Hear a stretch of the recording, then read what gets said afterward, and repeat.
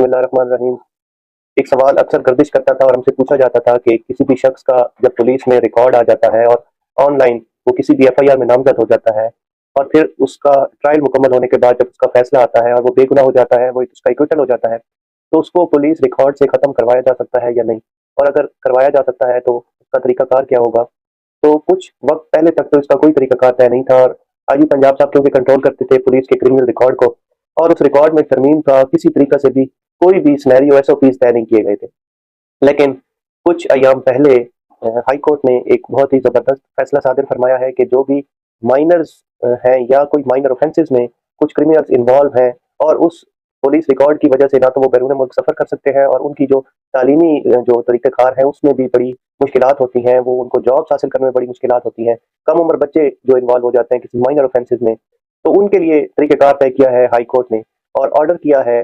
Police को कि अपने रिकॉर्ड में से जितने भी माइनर ऑफेंसेस रखने वाले कम उम्र बच्चे हैं या माइनर ऑफेंसेस रखने वाले क्रिमिनल्स हैं, उनका रिकॉर्ड खत्म किया जाए और साथ में ये भी इंस्ट्रक्शंस दी गई हैं कि जिन भी मुल्जिमान का एक्विटल हुआ है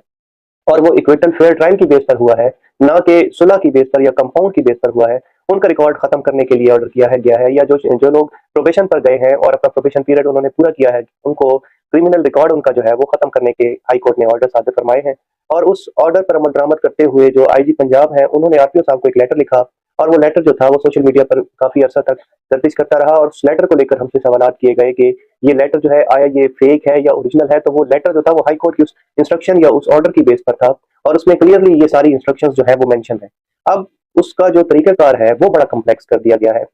मैंने जो मकामी पुलिस के जितने भी आला ऑफिसरान हैं उनसे राब्ता किया इस लेटर के हवाले से, बहुत सौ को तो इसके बारे में पता ही नहीं था और जिनको पता था उन्होंने कहा कि आपने फिर भी जो एप्लीकेशन है वो आप डीपीओ साहब को नहीं गुज़ार सकते, बल्कि आपने वो एप्लीकेशन भी आरपीओ सरगोदा को गुज़ारनी होगी क्योंकि हम मियाँ वाली की बात कर रहे हैं। तो आरपीओ सरगोदा को आपने एक एप्लीकेशन लिखनी होगी, अपने जो एक्विटल की कॉपीज़ हैं वो साथ में लगानी होंगी और तब जाके आपका जो वो क्रिमिनल रिकॉर्ड है वो क्लियर होगा।